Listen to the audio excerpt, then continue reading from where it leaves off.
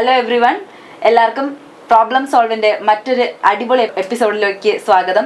ഇന്ന് നമ്മുടെ പേര് പോലെ തന്നെ നമ്മുടെ പ്രോബ്ലംസ് സോൾവ് ചെയ്യാൻ വേണ്ടി നമ്മളോടൊപ്പം എത്തിയിട്ടുള്ളത് കൺസൾട്ടന്റ് സൈക്കോളജിസ്റ്റുമാരായിട്ടുള്ള ലുലു മാഡവും അതുപോലെ തന്നെ ബിനുഷ മാഡവുമാണ്. രണ്ടുപേരെയും ഞാൻ ഈ ഷോയിലേക്ക് വളരെ സ്നേഹത്തോടെ ഇൻവൈറ്റ് ചെയ്യുന്നു.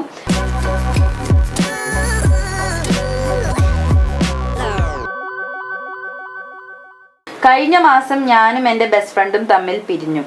ഞങ്ങൾ LKG മുതൽ ഒരുമിച്ചാണ്. കഴിഞ്ഞ കൊല്ലം ഞങ്ങൾക്കിടയിലേക്ക് പുതിയ ഒരാൾ വന്നു. ഇപ്പോൾ അവൾക്ക് എന്നെ വേണ്ട.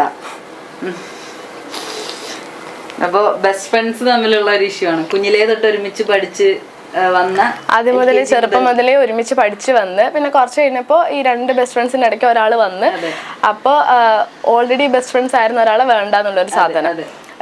ഈ നമ്മൾ ഈ ഫ്രണ്ട്ഷിപ്പ് ഉണ്ടാക്കുന്ന സമയത്ത് നമ്മൾ ആദ്യം പറഞ്ഞ ക്വസ്റ്റ്യനിൽ ആൻസർ ഉണ്ടല്ലോ, പ്രോപ്പർ കമ്മ്യൂണിക്കേഷൻ. അത് നമ്മൾ എപ്പോഴും നിലനിൽക്കണം.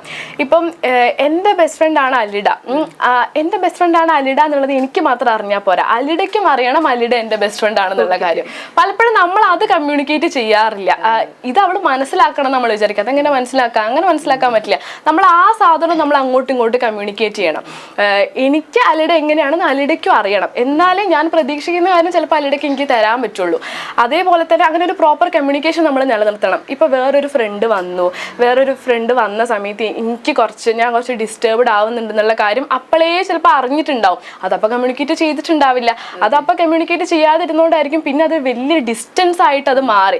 നമുക്ക് സംസാരിച്ച് തീർക്കാൻ പറ്റുന്ന കാര്യങ്ങൾ നമ്മൾ തുടക്കത്തിലേ സംസാരിച്ചാൽ തീരാൻ പറ്റാത്ത പ്രശ്നങ്ങൾ കുറവാണ്. കാരണം വലിയ വലിയ പ്രശ്നങ്ങളൊക്കെ ഉണ്ടായിക്കഴിഞ്ഞാലും ഇത് സോൾവ് ആക്കാൻ വേണ്ടിയിട്ട് ഇരുന്ന് സംസാരിക്കാം, കോംപ്രമൈസ് ചെയ്യാം. നമ്മൾ സമാധാന ചർച്ചകൾ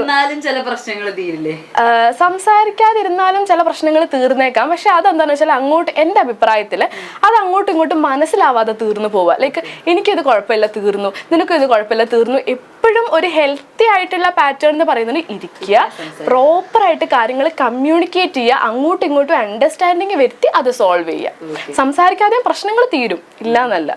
ഇതിപ്പോ ഈ ഒരു ട്രയാങ്കിൾ ഫ്രണ്ട്ഷിപ്പ് ഇത് പറയുമ്പോൾ എനിക്ക് ആക്ച്വലി ഓർമ്മ വരുന്നത് നമ്മുടെ ഈ അഡൾട്ട് റിലേഷൻഷിപ്പിലും ഇങ്ങനത്തെ പ്രശ്നങ്ങൾ ഉണ്ടാവും. പ്രത്യേകിച്ച് മെറൈറ്റൽ റിലേഷൻഷിപ്സ് ഒക്കെ വരുന്ന സമയത്ത് husband and wife already close ആയിട്ട് അവിടെ ഉണ്ടാവും. ചിലപ്പോൾ മൂന്നാമതൊരാളായിട്ട് പുറത്തുനിന്ന് ഒരു ഫ്രണ്ട് വന്നേക്കാം, അല്ലെങ്കിൽ ഒരു അഫയർ ബേസിസിൽ വന്നേക്കാം, അല്ലെങ്കിൽ ഇൻലോസിന്റെ ഇടപെടലൊക്കെ ഉണ്ടായേക്കാം. അപ്പോഴേക്കും ഇവർ തമ്മിലുള്ള ആ ഒരു ബോണ്ട് അവിടെ ഡിസ്റ്റൻസ് ആവാണ് ചെയ്യുന്നത്. അപ്പം നമ്മൾ നേരത്തെ മാം പറഞ്ഞ പോലെ തന്നെ മൂന്നാമതൊരാളുടെ ഇടപെടൽ വരുന്ന സമയത്ത് എന്തുകൊണ്ടാണ് അങ്ങനെ ഒരു സാധനം വന്നത്, ഇപ്പം ഈ ഒരു ഫ്രണ്ട്ഷിപ്പിൽ തന്നെ മേ ബി അവർ തമ്മിൽ എന്തെങ്കിലും ഉടക്കുള്ള സമയത്തായിരിക്കാം ആ മറ്റേ പേഴ്സൺ വന്നിട്ടുണ്ടാവാം. അപ്പൊ അങ്ങനെ എന്തെങ്കിലും പ്രശ്നങ്ങൾ ഉണ്ടായിട്ടുണ്ടോ, അല്ലെങ്കിൽ അങ്ങനെ ഒരു തേർഡ് പേഴ്സന്റെ ഒരു ഇത് വരരുത്. നമ്മളൊരു ഇന്റിമേറ്റ് റിലേഷൻഷിപ്സ് എന്നൊക്കെ പറയുമ്പോൾ അതിപ്പോൾ ഫ്രണ്ട്ഷിപ്പ് ആയിക്കോട്ടെ റിലേഷൻഷിപ്പ് ആയിക്കോട്ടെ, അവർ തമ്മിലുള്ള ആ ഒരു ഫ്രണ്ട്ഷിപ്പിൽ അത്രയും ബോണ്ട് ആണെന്നുണ്ടെങ്കിൽ ഈ മൂന്നാമതൊരാളുടെ ഇടപെടൽ ഇമ്പാക്ട് ചെയ്യിപ്പിക്കുന്ന വിധത്തിലായി പോകാം. ഞാൻ കേട്ടിട്ടുള്ള സംഭവം എന്താണെന്ന് വെച്ചാൽ, രണ്ടുപേരിരിക്കുന്ന സ്ഥലത്ത് ഒരു മുട്ടുസൂചി കയറ്റാൻ ഇടം ഉണ്ടെങ്കിലേ മുട്ടുസൂചി കയറത്തുള്ളൂ. ഇപ്പൊ അല്ലെങ്കിൽ രണ്ടുപേരും ആ മൂന്നാമത്തെ ആളെയും കൂടെ അതുപോലെ അക്സെപ്റ്റ് ചെയ്യുന്ന രീതിയിലേക്ക് ആണെന്നുണ്ടെങ്കിൽ കുഴപ്പമില്ല. എന്നാലും വേറൊരു ക്വസ്റ്റ്യനിലോട്ട് പോവാം. ഞാൻ വളരെ ഡിപ്രഷനിലാണ്. എന്റെ ജീവിതത്തിൽ ഒന്നും അങ്ങോട്ട് ശരിയാവാത്ത പോലെ. എന്ത് ചെയ്യാൻ തുടങ്ങിയാലും മനസ്സിൽ ഒരുപാട് സംശയങ്ങളാണ്. എന്നെ കൊണ്ട് ഇത് പറ്റുമോ എന്നൊക്കെ. അവസാനം ഡിപ്രസ്ഡ് ആവും. ഇതൊരു കൗൺസിലിംഗ് കൊണ്ട് മാറില്ലേ? ഇതൊരു കൗൺസിലിംഗ് കൊണ്ട് മാറാത്ത പ്രശ്നമൊന്നുമല്ല. ചിലപ്പോൾ ഇങ്ങനെ ആയിരിക്കും, ഒരുപാട് നെഗറ്റീവ് തോട്ട്സ് വന്നിട്ട് ഒരു നെഗറ്റീവ് പാറ്റേണിലായിരിക്കും പിന്നെ ചിന്തിക്കുന്നത് മുഴുവൻ. ഈ കൊഗ്നിറ്റീവ് എറേഴ്സ് എന്നൊക്കെ നമ്മൾ പറയുന്ന സാധനമായിരിക്കും ചിലപ്പോൾ വന്നിട്ടുണ്ടാവുക. എന്തൊരു കാര്യം നടന്നു കഴിഞ്ഞാലും എല്ലാത്തിനെയും നമ്മൾ നെഗറ്റീവായിട്ട് എടുത്ത് നെഗറ്റീവായിട്ട് ചിന്തിച്ച് നമുക്ക് പിന്നെ ഒന്നും ചെയ്യാൻ പറ്റാത്തൊരവസ്ഥ. പ്രോപ്പറായിട്ടുള്ളൊരു തെറാപ്പിയിലൂടെയും കൗൺസിലിംഗ് സെഷൻസിലൂടെയൊക്കെ നമുക്കിത് റെഡിയാക്കാവുന്ന ഒരു കാര്യമേ ഉള്ളൂ.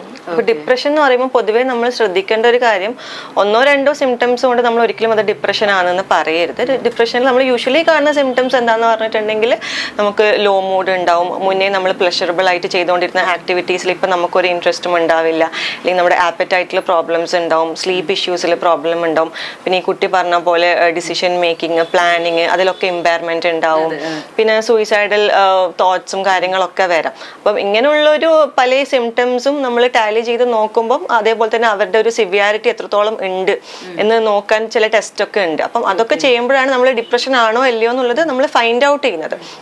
എന്നിട്ട് നമ്മൾ നേരത്തെ പറഞ്ഞ പോലെ ഏതിലാണ് ആൾക്ക് കൂടുതൽ ഇമ്പയർമെന്റ് വരുന്നത്. ഇപ്പൊ ഡിപ്രഷൻ എന്ന് പറയുന്നത് സൈക്കോളജിക്കൽ പ്രോബ്ലംസ് കൊണ്ട് മാത്രം ആവണം എന്നില്ല, ബയോളജിക്കൽ ഇഷ്യൂസും കൊണ്ട് ആവാം. നമ്മൾ വിറ്റാമിൻ ഡിന്റെ ഡെഫിഷ്യൻസി എന്നൊക്കെ പറഞ്ഞ പോലെ. അപ്പൊ അതിന്റെ എന്തെങ്കിലും ടെസ്റ്റ് ഒക്കെ ആള് ചെയ്യാൻ വേണ്ടിയിട്ട് വേണമെങ്കിൽ നമുക്ക് പറഞ്ഞു കൊടുക്കാം. അതുപോലെ തന്നെ സൈക്കോളജിക്കൽ ഇഷ്യൂസ് കൊണ്ടാണെന്നുണ്ടെങ്കിലും ഫൈൻഡ് ഔട്ട്. ഇപ്പൊ ഡിസിഷൻ മേക്കിംഗ്, പ്ലാനിങ് എന്നൊക്കെ പറഞ്ഞാൽ അത് മെയിൻ ആയിട്ട് നമ്മുടെ ഒരു പ്രീഫ്രണ്ടൽ കോർട്ടെക്സിന് ഡാമേജ് ഒക്കെ സംഭവിക്കുന്ന സമയത്ത് ഇങ്ങനെയുള്ള ഇഷ്യൂസ് ഒക്കെ വരാറുണ്ട്. അപ്പം എന്തെങ്കിലും ഹെഡ് ഇഞ്ചുറീസോ അങ്ങനത്തെ എന്തെങ്കിലും ഉണ്ടായിട്ടുണ്ടോ എന്നൊക്കെ നോക്കണം. അപ്പൊ എല്ലാന്നുണ്ടെങ്കിൽ എന്തുകൊണ്ടാണ് ആ ഒരു ഡിസിഷൻ എടുക്കാൻ പറ്റാത്തതിന്റെ ഒരു അവിടെ എന്താണ് ബാരിയർ ആയിട്ട് നിൽക്കുന്ന സാധനം എന്താണെന്നൊക്കെ ഫൈൻഡ് ഔട്ട് ചെയ്യാൻ പറ്റുകയാണെന്നുണ്ടെങ്കിൽ കുറച്ചും കൂടി നന്നായിരിക്കും. മാഡം, ഞാനിപ്പോ ഒരു ഡൗട്ട് ചോദിച്ചത്, അതായത് നമ്മളിപ്പോ ഈ റീൽസിലൊക്കെ കാണാറില്ലേ ഒരു ഫേസ് ഇങ്ങനെ ഒരു ബിഫോർ ആൻഡ് ആഫ്റ്റർ എന്നൊക്കെ പറയുന്ന പോലെ ഡിപ്രസ്ഡ് ആയിട്ടിരിക്കും, ഒരു ഭയങ്കര സാഡ് ഫീലിൽ ഇങ്ങനെ ഇരിക്കുന്ന ഒരാളായിരിക്കും. പിന്നെ അത് കഴിഞ്ഞിട്ട് ഓക്കെ ആയിരിക്കും, നോർമൽ ആയിട്ടായിരിക്കും ബിഹേവ് ചെയ്യുന്നത്, പിന്നെയും സാഡ്. അപ്പം ഈ ഡിപ്രഷൻ ഉള്ള ആൾക്കാർക്ക് at the same time happy ആയിട്ടും അതേപോലെ സാഡ് ആയിട്ട് ഇരിക്കാൻ വേണ്ടി പറ്റുമോ? ഇപ്പം ചില കേസസിൽ ഇപ്പൊ നേരത്തെ പറഞ്ഞ പോലെ mild, moderate, severe, extreme level എന്നൊക്കെ ഉണ്ട്. അപ്പം പൊതുവെ ഡിപ്രഷൻ എന്ന് പറഞ്ഞിട്ടുണ്ടെങ്കിൽ നമുക്ക് ഫേസിൽ തന്നെ അത് കാണാനായിട്ട് പറ്റും. പക്ഷെങ്കിലും എന്നാലും ഇപ്പോഴും ലൈക്ക് ഹൈഡ് ചെയ്തിരിക്കുന്ന ആൾക്കാരും ഉണ്ട്. പക്ഷെങ്കിലും ഈ ഒരു ഹാപ്പി, സാഡ് അങ്ങനെ അത് എന്തുകൊണ്ടാണെന്നുള്ളത് നമുക്ക് മനസ്സിലാവണം. കാരണം ഈ സൈക്ലോതൈമിയ എന്ന് പറഞ്ഞ പോലത്തെ ചില ഡിസോർഡേഴ്സിലൊക്കെ സെയിം ഡേ തന്നെ അവർക്ക് ഹാപ്പി ആവാനും സാഡ് ആവാനും ഒക്കെ പറ്റും. ഹൈഡ് ചെയ്യാൻ പറ്റുമോ ഡിപ്രഷൻ വന്നവർക്ക്? ഹൈഡ് ചെയ്ത് നടക്കുന്ന ആൾക്കാരൊക്കെ ഉണ്ട്, ഇല്ലാന്നൊന്നും പറയാൻ വേണ്ടി പറ്റൂല. ചില ആൾക്കാരൊക്കെ നമ്മള് അവര് വളരെ കോമൺ ആയിട്ട് നമ്മൾ സംസാരിക്കുമ്പോൾ അവർ ഇത്രയും പ്രശ്നങ്ങളുണ്ട്, ഇത്രയും ഡിപ്രസീവ് തോട്ട്സ് അവർക്ക് ഉണ്ടെന്ന് നമുക്ക് മനസ്സിലാവില്ല.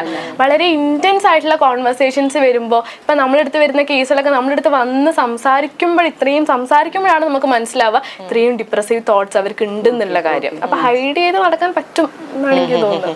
അതെ, മാക്സിമം ഹൈഡ് ചെയ്ത് നടക്കാതിരിക്കാൻ വേണ്ടിട്ട് ശ്രമിക്കുക. കാരണം ഇത് പിന്നെ അക്യുമുലേറ്റ് ചെയ്താണ് വേറെ തന്നെ ഒരു ലെവലിലോട്ടേക്ക് എത്തിപ്പോകുന്നത്. അപ്പം പറയാനുള്ള കാര്യങ്ങൾ ആരോടെങ്കിലും, ഇനിയിപ്പോൾ ഒരു തെറാപ്പിസ്റ്റിന് പോകാനടുത്ത് പറ്റൂലെങ്കിൽ അതാ നേരത്തെ പറഞ്ഞു, ഒരു നല്ലൊരു ഫ്രണ്ട്സിന്റെ അടുത്ത് അങ്ങനെ അവർക്ക് ഷെയർ ചെയ്യാൻ പറ്റുന്ന ഒരു ഫ്രണ്ട്ഷിപ്പ്, അവരുടെ ജഡ്ജ്മെന്റ് ഒന്നും ഇല്ലാതെ സപ്പോർട്ടീവായിട്ട് നിൽക്കുന്ന ഒരാളൊക്കെ ഉണ്ടെന്നുണ്ടെങ്കിൽ ഷെയർ ചെയ്യാൻ വേണ്ടിയിട്ട് ശ്രമിക്കുക. കാരണം ഇത് ഹൈഡ് ചെയ്ത് പിന്നെ അത് വേറെ എന്തെങ്കിലുമൊക്കെ ആയിത്തീരും, വേറെ പല മെന്റൽ ഡിസോർഡേഴ്സും ആവാനൊക്കെ ചാൻസസ് ഉണ്ട്.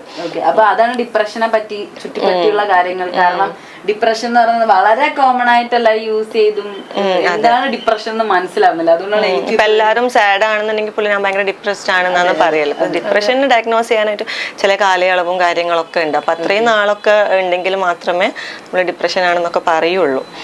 പ്രോബ്ലം സോൾവില് ഇനി ചെറിയൊരു ഇടവേള.